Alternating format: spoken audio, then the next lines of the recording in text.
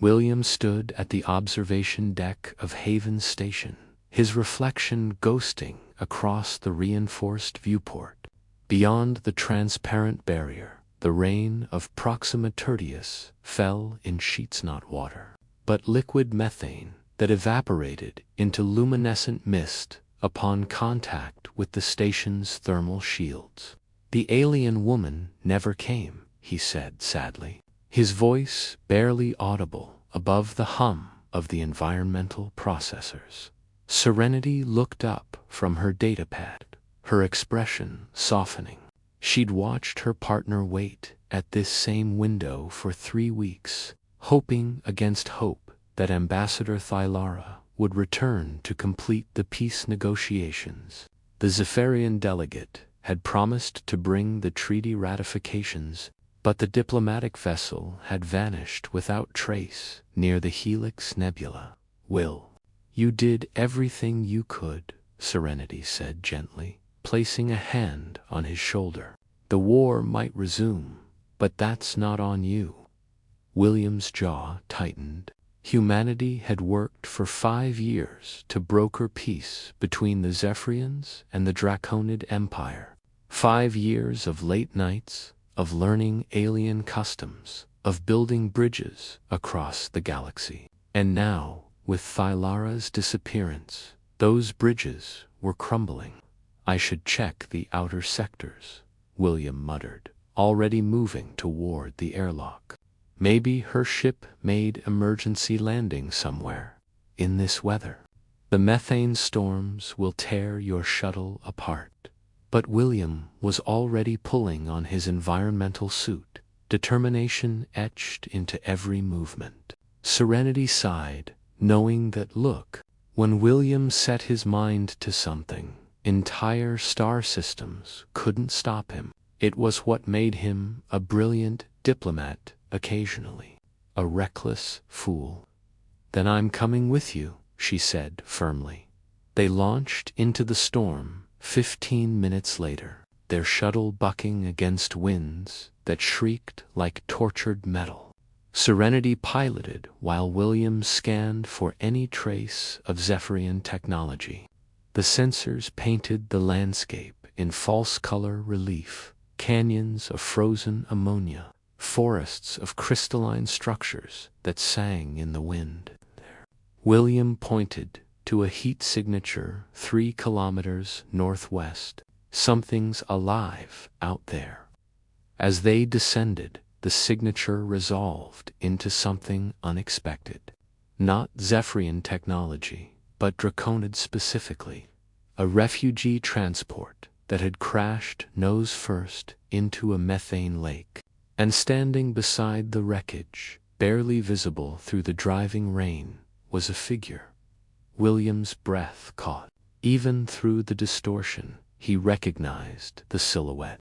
Draconid morphology was unmistakable.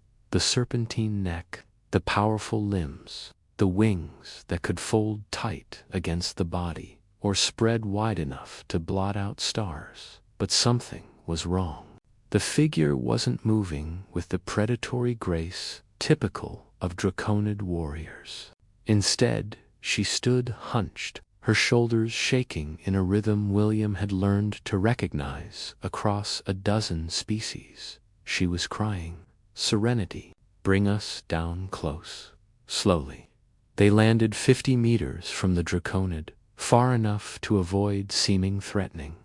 William was first out of the shuttle, his translator already calibrating to Draconid frequencies. Through his helmet's enhanced vision, he could see her more clearly now. She was massively 3 meters tall, even in her hunched posture. Her scales were the deep crimson of a dying star, streaked with the golden patterns that denoted maternal lineage among her people. But those scales were scorched, blackened in places where hull breaches had exposed her to the storm and clutched against her chest, wrapped in what looked like torn pieces of thermal blankets, were 2 small shapes, children. William's heart clenched. He'd studied Draconid culture extensively, during the negotiations. Their young were precious, rare. A female might only have 2 or 3 offspring in her entire lifespan, and this mother had clearly sacrificed everything to protect hers.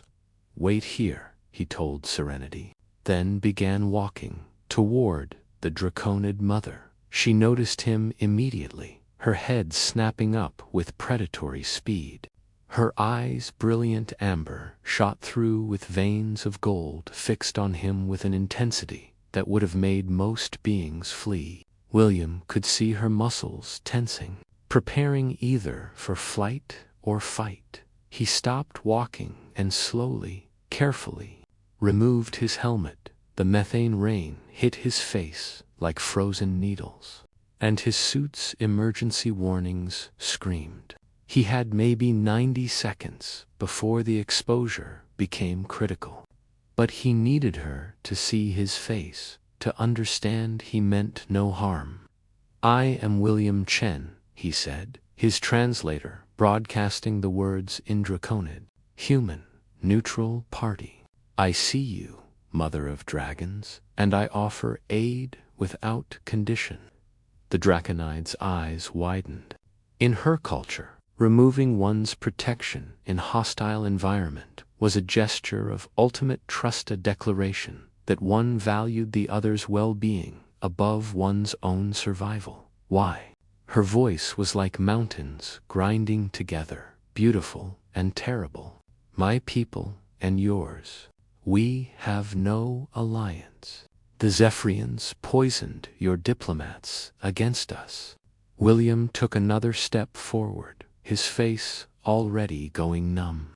"Or did we all forget that, before we were Draconids, we were parents, children, people trying to survive in a universe that doesn't care?" Behind him, Serenity had exited the shuttle, her own helmet removed, despite his gesture to stay back. She understood what he was doing, making a choice that transcended politics. The Draconid mother looked at them both, then down at the 2 small bundles in her arms. One was crying a sound like wind chimes in a hurricane. The other was ominously silent. "My ship failed, the Peace Summit. I was bringing my children to see it, to show them that the war could end." Her voice cracked. "But the storm came, and now ... Now we help," Serenity said simply, her voice cutting through the wind. "That's what humans do. It's what makes us dangerous to enemies and invaluable to friends. We don't give up." They got the mother and her children into the shuttle with 30 seconds to spare before William and Serenity's exposure would have caused permanent damage. The medical bay was too small for the Draconid mother, but she didn't seem to care.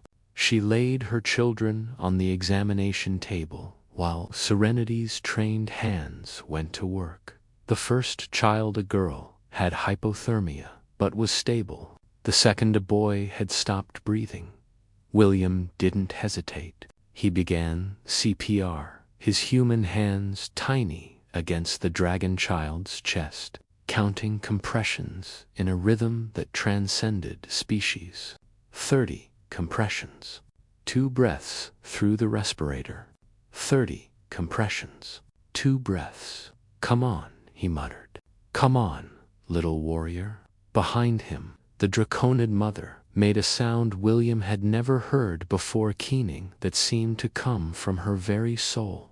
Then, suddenly, the child gasped. The shuttle erupted in controlled chaos as Serenity stabilized both children, as the mother collapsed to her knees in relief, as William finally let himself breathe. 3 hours later, they were back at Haven Station. The Draconid mother, her name was Karasha, stood in the same observation deck where William had earlier admitted defeat. "The alien woman never came," she said quietly, echoing his words. "But the human man did, and that changes everything." She turned to face him, and William saw something new in her amber eyes. Hope. I am of the third maternal line of the Draconid Empire. My word carries weight with the High Council. She placed one massive clawed hand over her heart. You saved my children. You risked everything for strangers, from a people you had every reason to fear. If humans can do this, Sif, your species can see past war and politics to the fundamental truth that all children deserve to live. She paused, her voice thick with emotion. Then perhaps peace is not just possible. Perhaps it is inevitable. Serenity smiled, exhausted but elated. So what now? Karasha's expression hardened into something fierce and determined. Now I return to my people and tell them what I witnessed. The Zephyrians may have failed us, but the humans... She looked at William and Serenity. You showed us what we'd forgotten in decades of war.